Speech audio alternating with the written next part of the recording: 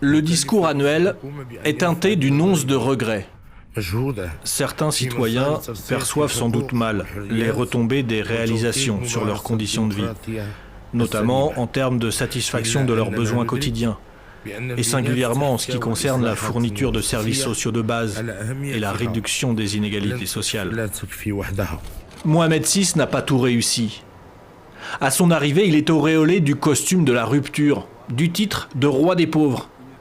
Jeune ambitieux moderne, il doit faire face à la pauvreté de ses campagnes, au taux d'analphabétisme à près de 50%, au chômage effrayant. Et 20 ans après, le Maroc a évolué dans certains secteurs et pas dans d'autres, comme l'éducation, l'emploi. En tant que jeune, je vois bien qu'il n'y a pas assez d'opportunités de travail. Malgré des progrès, le revenu par habitant et l'éducation font plonger le royaume dans les abysses des inégalités sociales. Un peuple à la marge, alors des régions s'embrasent.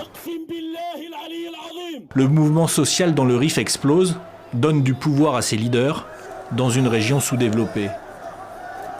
La rupture avec la brutalité d'Hassan II a vécu. Les peines sont lourdes, 20 ans de prison. Le pouvoir judiciaire est corrompu. La honte sur eux, pour ce qu'ils font à nos enfants qui n'ont rien fait. Nos enfants sont sortis pour des revendications légales et ils ont été condamnés à 20 ans de prison. Les voix anticorruption sont tues.